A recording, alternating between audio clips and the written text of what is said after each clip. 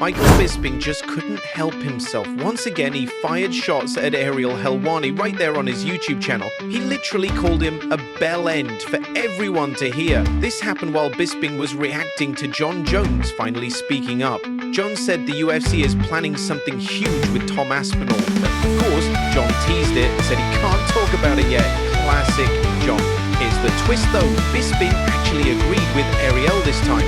He said he also believes that the biggest heavyweight fight ever, Jon Jones versus Tom Aspinall, is really in the works. But even while agreeing with Ariel, Bisping still couldn't resist throwing a sarcastic jab. He dropped that bell-end line like it was second nature. Their beef goes way back. Ariel once slapped Bisping for commentating on the Power Slap League and called him a Dana White bootlicker. Bisping didn't stay quiet either. He clapped back hard, mocking Ariel's entire reporting style. Meanwhile, fans are getting fed up, waiting for the Jones versus Aspinall fight. The heavyweight division feels frozen, and the UFC's delay is only making people more frustrated. Still, if there's one thing Ariel and Bisping now agree on, it's that this fight is coming and it's way overdue. Now, is he actually telling the truth? My guess is that he's telling the truth. My guess is that he will take the fight. Ariel Helwani came out recently and said, oh, apparently he asked for a crazy number and the UFC met him. And he didn't think the UFC would do that. So now he turned down the fight. To be fair, Ariel Helwani, as much of a bell end that he is, he does find stuff out. He does weasel his way. He does call people up. He does annoy them. He does get the inside scoop a lot of the time. And he has no problem revealing it. We know that. So maybe there was some truth to that. But this, of course, goes against everything. Now, this will be the biggest heavyweight fight that the UFC has ever seen. Jon Jones will probably get one of the biggest paydays the sport's ever seen. In fact, the only person I think that could even rival this would be a Conor McGregor. He's the biggest earner that sports ever seen. This fight's going to be gigantic. Jon Jones is going to get paid a shitload of cash. And if it does actually happen, if it goes down in Madison Square Garden, which is what I always said it would, because a fight of this magnitude needs an iconic venue, then everyone's going to get paid a shit ton of money. Let's talk about Sean Ali. He's finally being honest about what really went wrong in his first fight with Merab Dvalishvili. Sean admitted it, he was too confident. He didn't realise just how relentless Merab could be, especially if Sean didn't get that early finish. And there's more, he said he went into that fight injured, but he didn't want to cancel it because it was part of that historic UFC Sphere event in Las Vegas. He didn't want to let the UFC down, even though he wasn't 100%, he chose to fight anyway. Now fast forward to UFC 316, and guess what? The rematch is on. Merab is coming in for his second title defense. But this time, it's against the same guy he beat to get the belt in the first place. For Sean, it's all about redemption. He wants to prove that the first fight didn't show the whole picture. For Merab, it's another chance to show that he deserves to be on top. The pressure is huge. This fight isn't just about revenge or dominance, it's about legacy.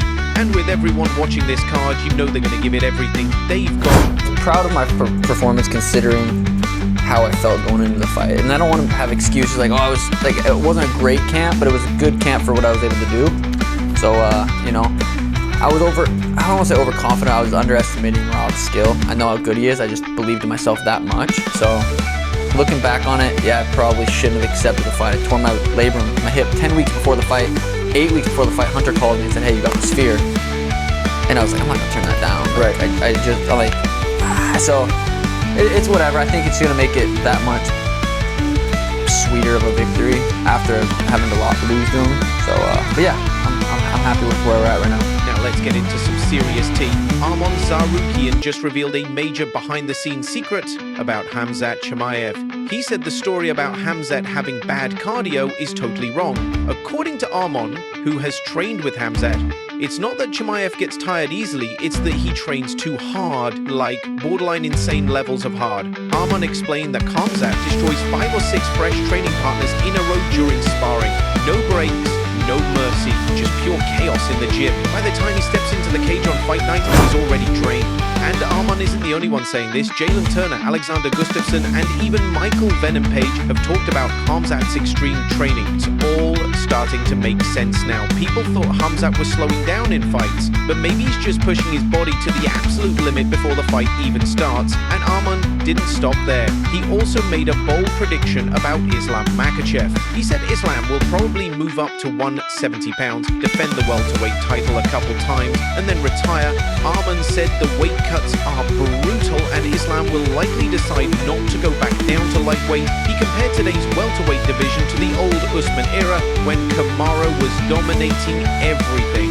Now the title keeps changing hands and Arman believes Khamzat would destroy everyone if he stayed at 170.